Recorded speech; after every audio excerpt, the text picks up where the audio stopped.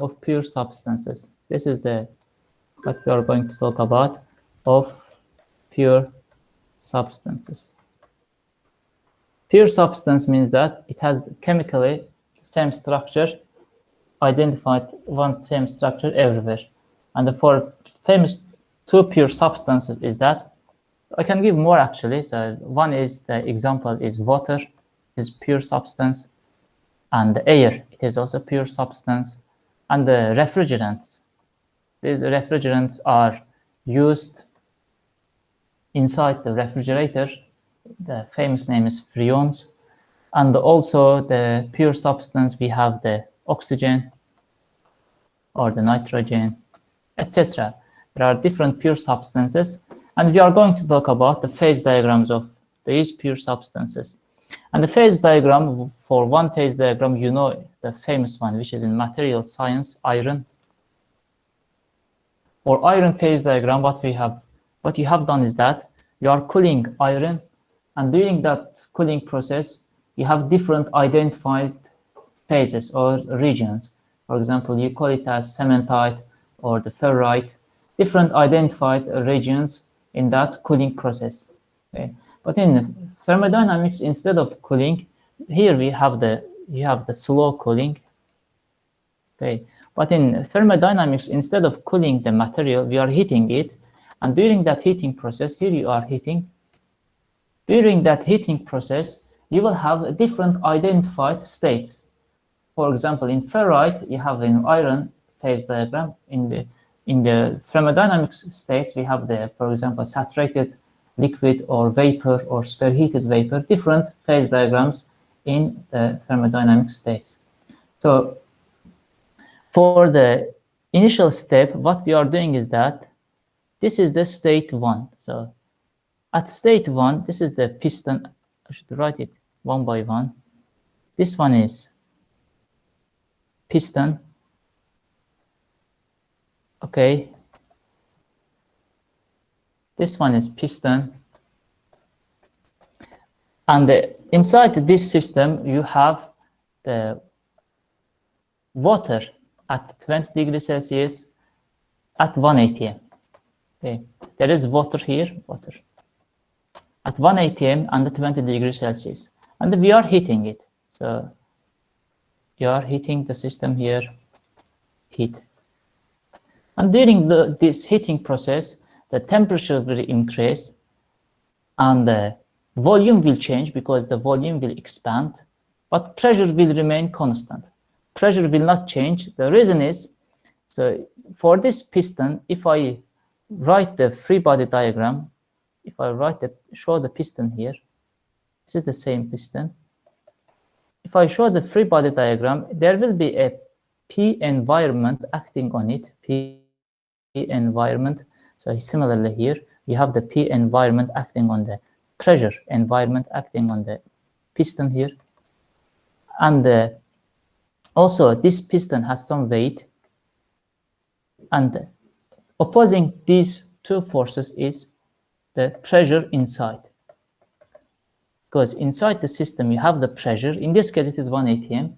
You have 1 atm pressure inside the system, you have the weight and the pressure of the environment.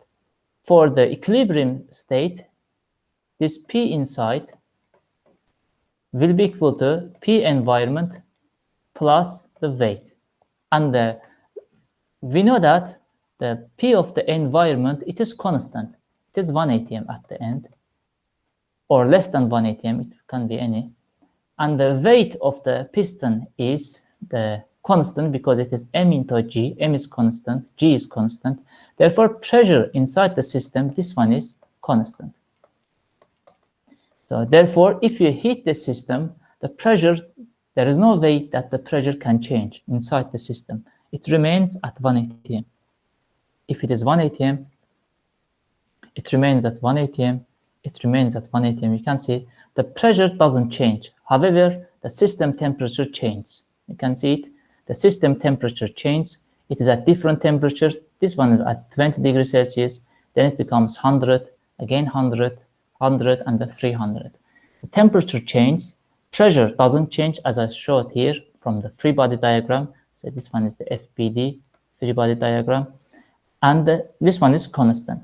And also you notice that the volume will change. Volume expands, so this one expands, moves up, and moves up.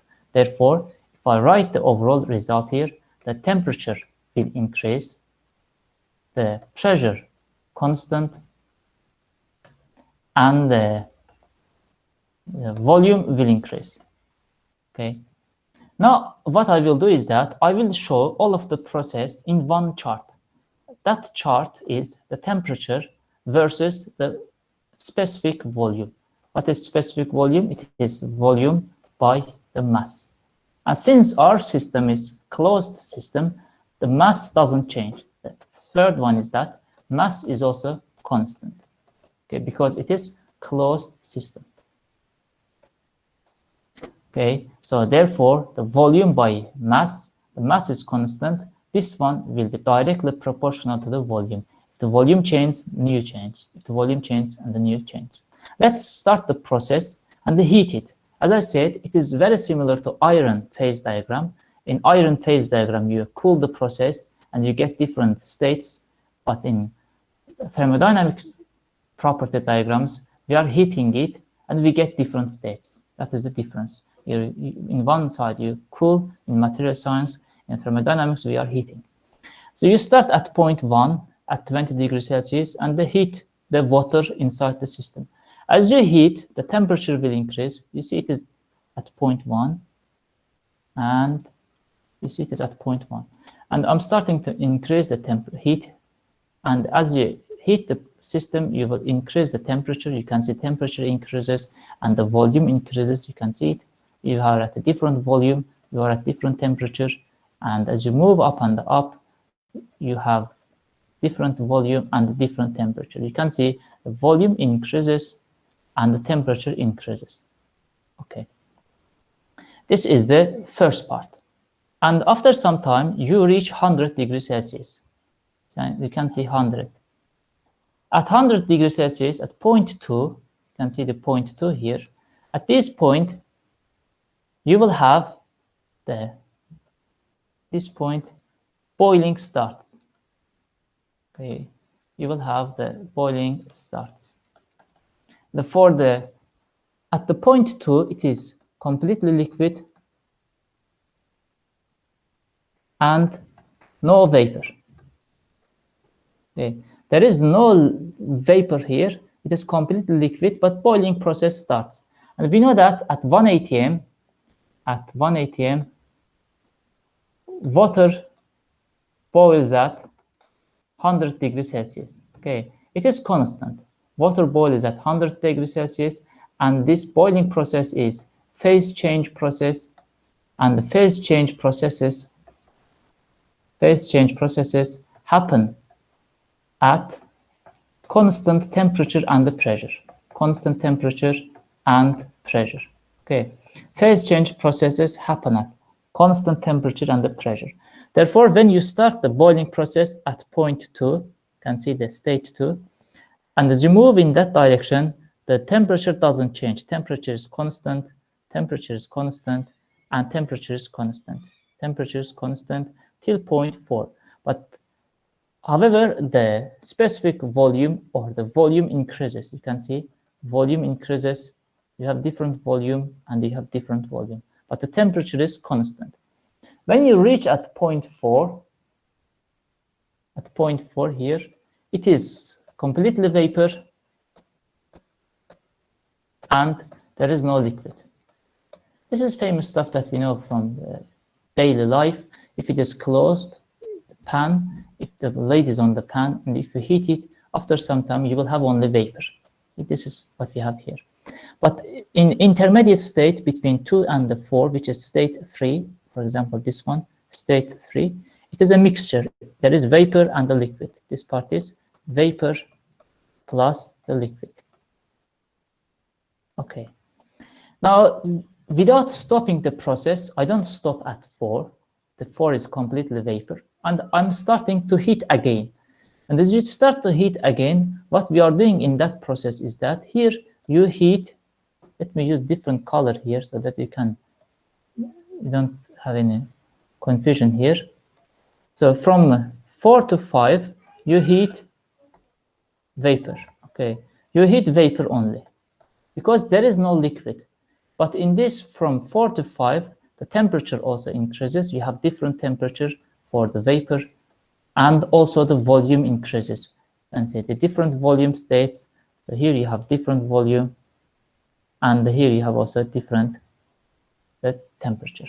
Okay, so this is how the process is going, and we call the process from 1 to 2 as compressed liquid. This one is state from 20 degrees Celsius to 100 degrees Celsius, where boiling starts. Till boiling starts, okay, till boiling starts, we call it as the compressed liquid. And from 2 to 3, 4, where you have the boiling process, we call it as the saturated mixture. At point 2, it is completely liquid, and therefore we call it as the saturated liquid. Okay, this one, state 2. This one is called saturated liquid. And the point 4, where you have the completely vapor and there is no liquid, we call it as the saturated vapor.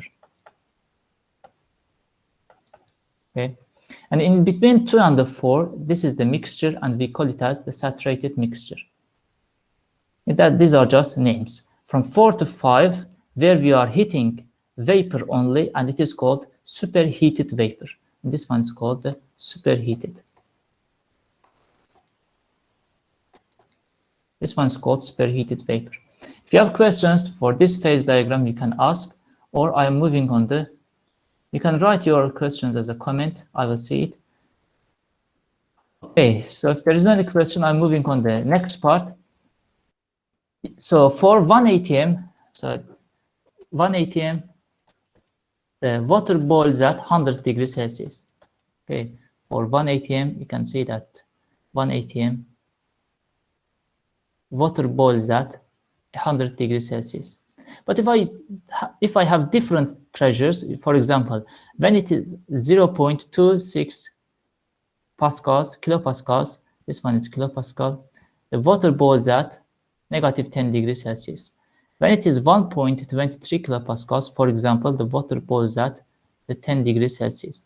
Okay, these boiling pressures are called saturation pressure. Okay, these are pressure when water boils.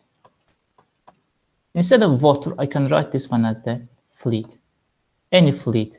Where any fluid boils at a given pressure, it is called saturation pressure or vapor pressure.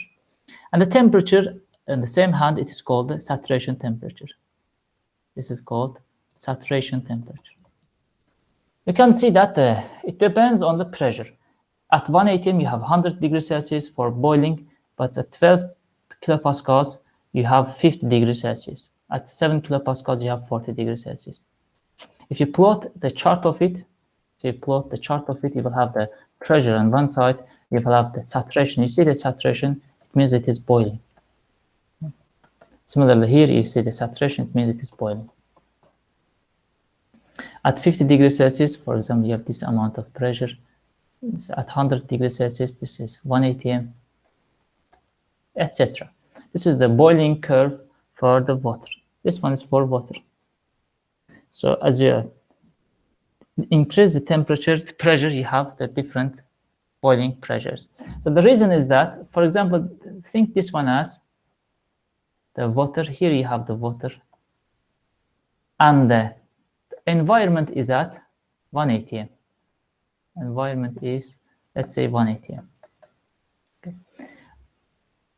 1 atm, and so what happens is that if it is at 20 degrees Celsius, at 20 degrees Celsius, here you have different water molecules. Let me show it to you. You have different water molecules. These are water molecules. Okay.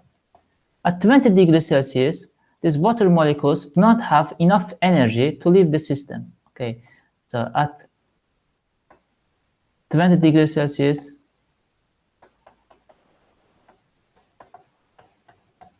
okay, kinetic energy of the molecules is not enough to leave the system. But when you increase the temperature to 100 degrees Celsius, then the kinetic energy of the molecules is enough for leaving the system. Okay, that is where you have the boiling. Okay, you have the boiling process, the molecule leaves the system, molecule leaves the system, molecule leaves the system. This is one way. Another way is that instead of increasing the temperature, what I can do is that, so here you have again water, and here I have the same water at 20 degrees Celsius, 20 degrees Celsius. Instead of increasing temperature from 20 degrees Celsius to 100 degrees Celsius, what I can do is that I can decrease the pressure. If I decrease the pressure, for example, if I go back to the chart here, for the 20 degrees Celsius, I need 2.34 kilopascals. I need, the pressure is 2.34 kilopascals. Okay, and then here you will also have the boiling. Okay. So the molecules will have enough kinetic energy, and that kinetic energy will allow them to leave the system freely. They will leave the system freely. You see that? So at the end, it depends on the either pressure value. You can play with the pressure value, decrease it, or you can play with the kinetic energy of the molecules. You keep the same kinetic energy, for example, in one case, let's say that this one is case 1, this one is case 2.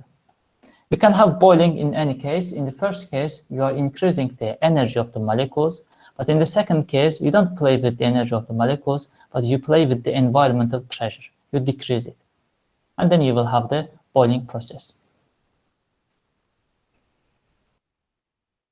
And if I combine all of the curves together, so you have the one curve here, you see, this is the one curve. If I combine all of the curves together, so this is, let's say that this is previous one that I have done. This is P is 180. P1 is, for example, 180. I've plotted that curve here at the first chart, you see it. I add one more, for example, I increase the pressure. If I increase the pressure, I should increase the temperature now. You have the P2 is constant, for example. This is the second curve.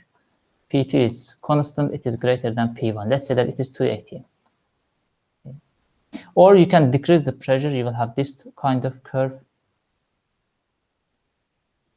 This one is the P3, which is less than P1. Let's say that it is half 80. Okay. You can increase the number of curves here. This one is the horizontal one. This one cannot be vertical. Horizontal, you can increase the number of curves here. And when you increase the number of curves, at the end, what you will do is that you will connect the points. You see the points. Okay, these are the points. So there is one more point here. There is one more point here. Points where boiling starts.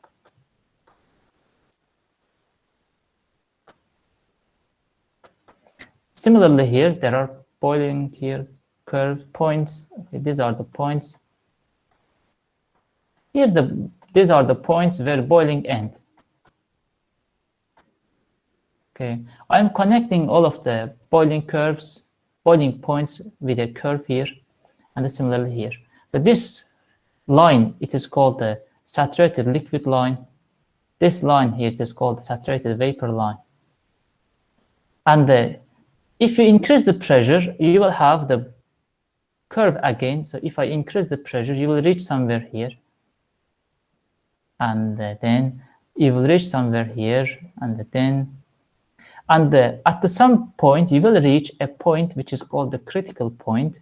So at this critical point, so you don't have any, so that at critical point, you don't have any line that separates vapor and the liquid. You can see that vapor and the liquid converge to one point. The vapor and you cannot identify it is vapor or liquid. So no boiling process. If there is no boiling process, it happens suddenly. It changes from one state to another suddenly. And this is called the critical point. So till that critical point, you have the boiling process, and beyond that critical point, here you don't have any boiling process, here you don't have any boiling process. The boiling process happens till that critical point. Okay, for example, for For water, let me write the critical point values for water. Let me write it. It will be 22 megapascals. For water, T critical is 22.064 megapascals. And the boiling pressure is, critical pressure is, actually this one's pressure. The first one is the pressure, and the second one is the temperature, and the temperature is 373.95 degrees Celsius. This one is degrees Celsius. These are for water. For water. So it means that when you reach these values for water, when you reach at 22.064 megapascals and 373.95 degrees Celsius, you will not have any change in state. So you will have vapor and the liquid at the same time. You cannot identify that this is vapor, or you cannot identify that this is liquid. Okay. So this is the previous curve here. You can see that previous curve. But now instead of having the temperature on one axis, the specific volume on other axis, so let me show the axes for you. This one is the temperature, and this one is the specific volume. But instead of that one, you have the pressure and the specific volume. Okay? And here you keep the temperature constant, and you keep the temperature constant and play with these pressure values. Okay? This is the second curve, and this is the first curve. But in our class, we will mostly use the temperature and the Pneu diagram. Okay. So we will mostly use this. We will use Pneu diagram. Okay, in thermodynamics, we'll use this diagram. Okay. There is one more part of the curve. So if you go back to the Pneu diagram here. This one is the Pneu diagram for water, and this is the critical point. And this line, if you remember, this line is this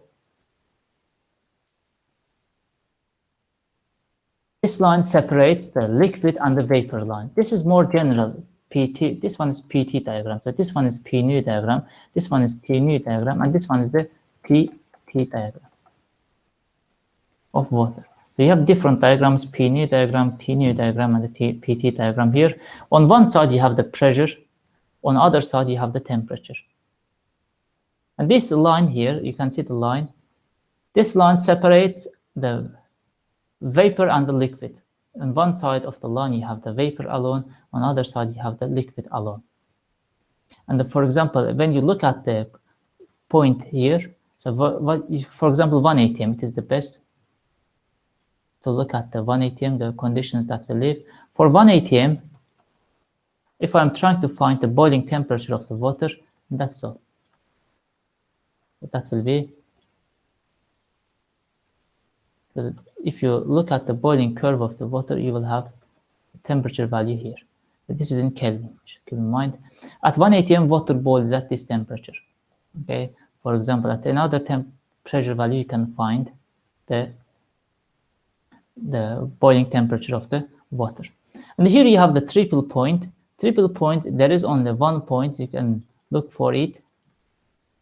Triple point means that this is the point where vapor, liquid, and ice, all of them happens at the same time. This is called triple point. This is property of the water. You have the vapor state, you have the liquid state, and you have ice happens at the same time. Okay, but this one is a different example. What we are trying to show you is that, so here we have the different processes. Let me show one process for you. Pressure is 1 atm. Okay, pressure is 1 atm, and we heat water, and we are heating water from point A to point C. So from A to C. What is the temperature for A? The temperature is 300 Kelvin. This one is 300 Kelvin. And if you look at the degrees Celsius, it will be negative 73 degrees Celsius. And for So actually it is not negative 73 degrees Celsius. Yes, it is. Yes, it is. And for the C point, where you have the temperature, which is that it is almost 450 Kelvin, and that will be almost 277 degrees Celsius. We are heating water from A to C, and the pressure is 1 atm, which is constant. What will happen in real life, you know it, at point A it is ice, and at point A it is ice, and when you heat it, ice firstly will be liquid. You can see the liquid here. This part is liquid part. You can see this part is liquid region. Okay. This part is liquid region, and this part is solid region. You can see the colors here. This part is liquid, and this part is solid, and this part is supercritical region. You can see it. And this part is the vapor. You can see the colors here. The colors show the regions. And when I heat water from A to B, I will first have the ice, which is solid state. And from ice state, I will move on to liquid state, but I keep pressure constant, okay? From ice to liquid, and then from liquid, I will have the vapor. If I move on to same constant line, if I heat it again and again, I will reach the supercritical region here. You can see supercritical region. But I do the same process, but at a different pressure. Say that the pressure, which is the same process. Now the pressure is again constant, but it is not 1 atm, it is less than, so it is almost here. I don't know the pressure value here, but it is very small pressure value here. So again, P constant. Let's say that this one is P3. Same process, and firstly you will have the ice. You can see it is solid, same temperature. You will have the ice. And then instead of moving, you can see the curve here. You don't have the solid part. Solid part has ended. You will move from ice to vapor directly. Okay. You will not have the intermediate state. You will move from ice to vapor, which is at a different pressure, constant pressure, but it is very low pressure. Okay. You notice it depends on what phases you will have on the pressure. If it is 1 atm, you will have phase that moves from at 1 atm, it will be first a solid, then you will have the liquid state, and then it will have the vapor state.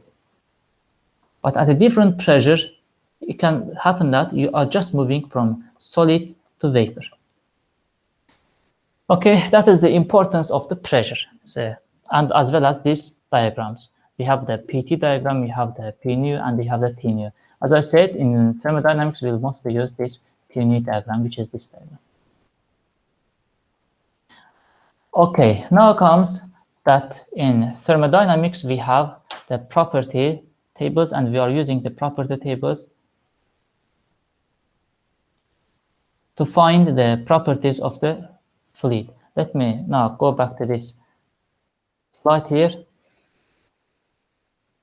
And before doing this question, I will add the property tables. Okay. So property tables, it is at the end of your book. So I will show the one property table that's from the end of the book here. Let me share the screen with you.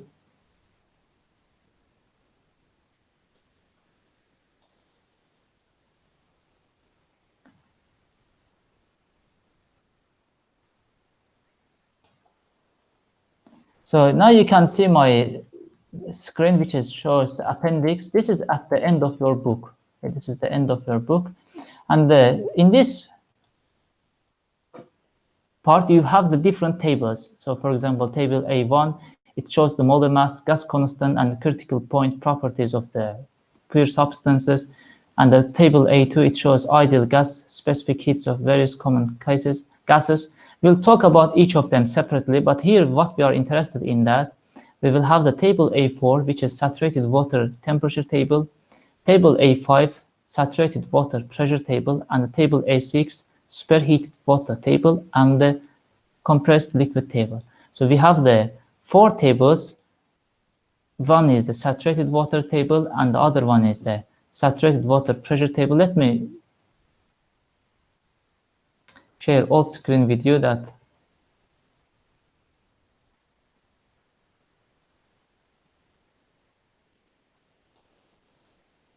Okay.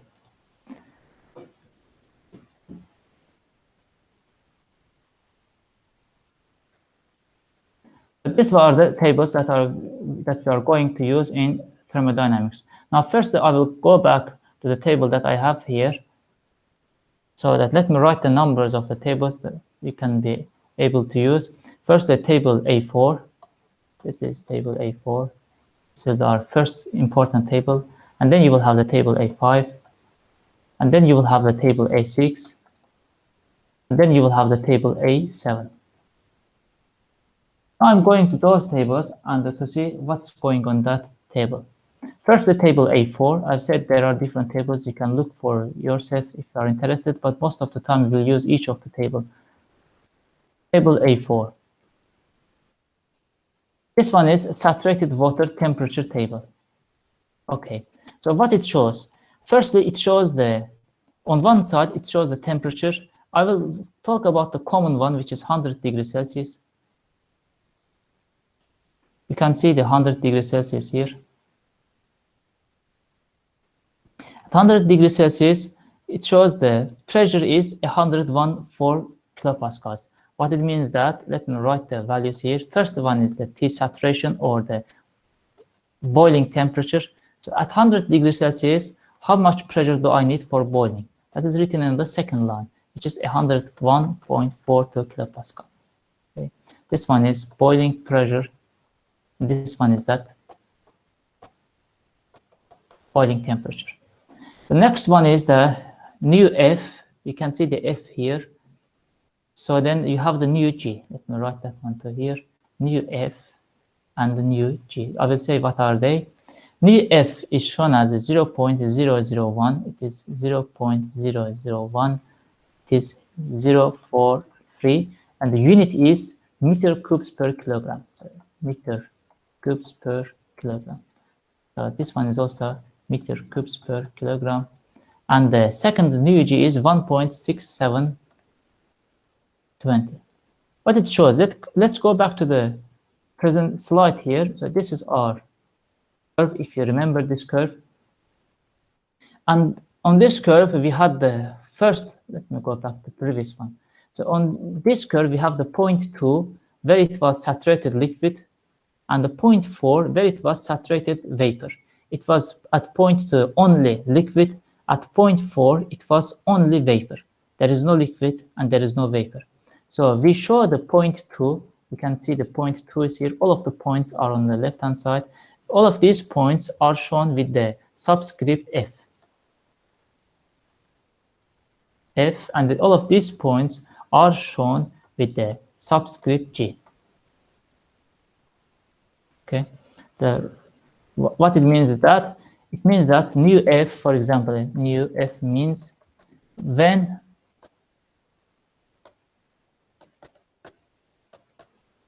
it shows when water starts boiling. This is the value of it. That will be V by M. When water starts boiling, V by M will be this nu F. Okay, that is nu F, and the nu G is, so when water, exactly water or any fluid, so ends boiling, and this one will be again nu V by M. So this one is when water starts boiling at the start point. This one is for the end point, the specific volume or volume per unit mass at the initial process and at the end of the process. And also we have the internal energy, so UF, internal energy. F means again the same. So here if I put the F sign, when water starts boiling, its internal energy, it is also shown with a unit of kilojoules per kilogram. Okay. If you remember internal energy, I have said in our previous lecture, it is energy of all molecules. Okay, the sum of the energy of all molecules is called internal energy.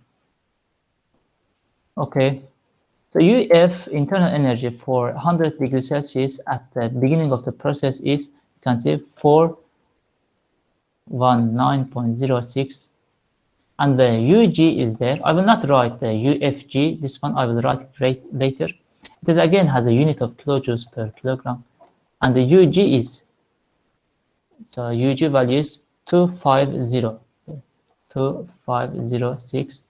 This is for UG, and then you will have one more value, which is the UFG. It is also shown here, UFG. UFG is UG minus UF. Okay, this is for most of the problems we need UFG. Therefore, UFG will be UG minus UF, and if you subtract 2506 minus 141906, it will give you the UGF value, and which is shown here as 20787 kilojoules per kilogram. Okay. Similarly, for other properties, for example, this one is enthalpy. I will talk about enthalpy later, and the entropy. All of the properties are shown at the table here.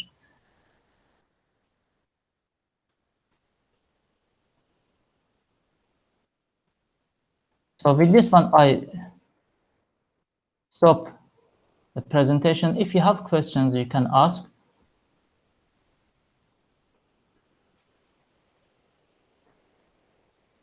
If you have questions, you can ask, or I will do a simple one question for you. Okay, so this question will be, let me do that question for you. And how many minutes do I have? I have 5 minutes, good. The question is this one. We have a saturated refrigerant. It doesn't matter which fluid it is the same thing that we'll use. It doesn't matter, okay? Buyur. Görsem bir ekran. Yoksa Okay, vereceğiz. one minute. So this one is the saturated refrigerant here. This saturated refrigerant, this is a question for you, okay?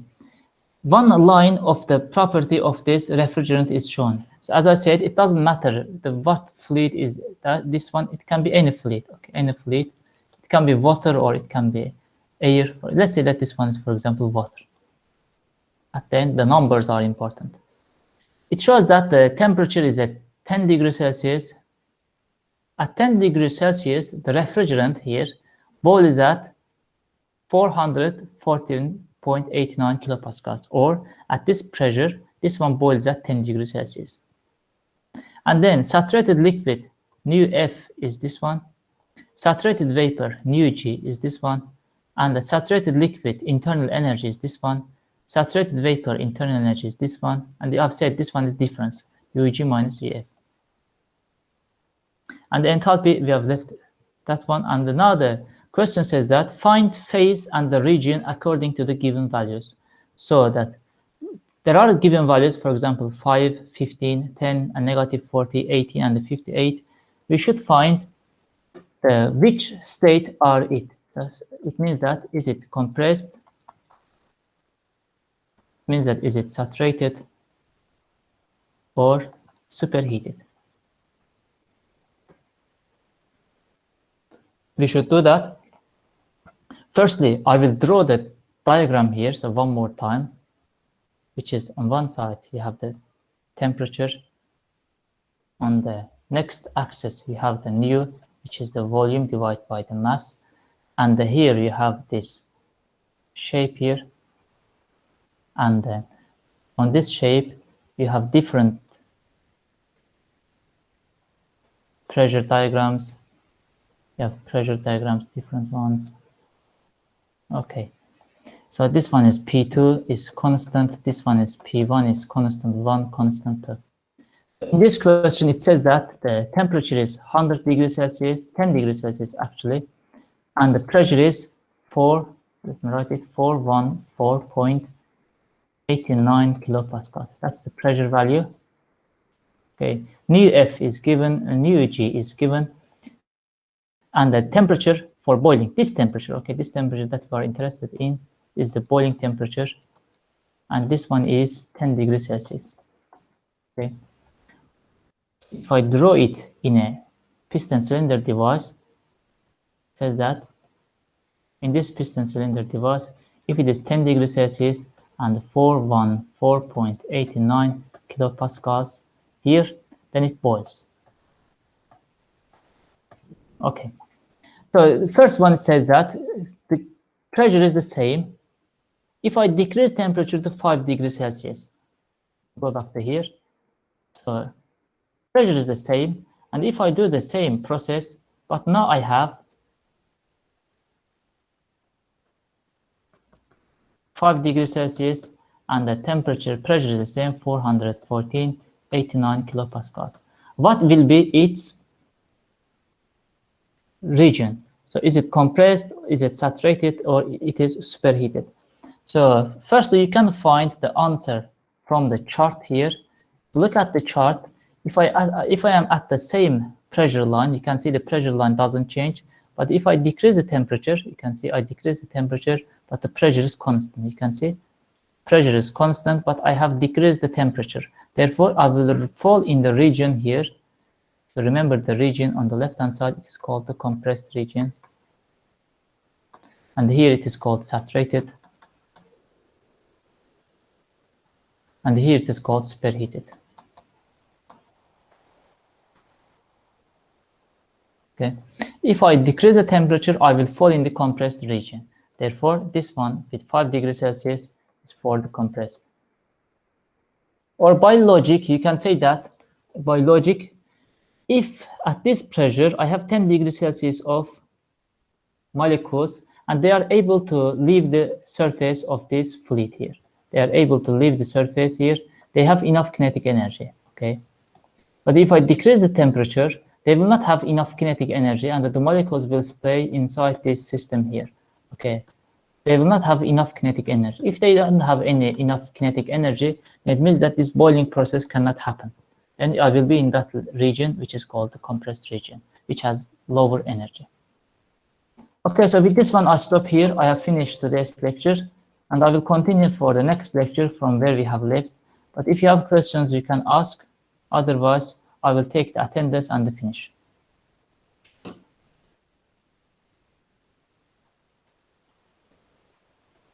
Okay, so stop the recording.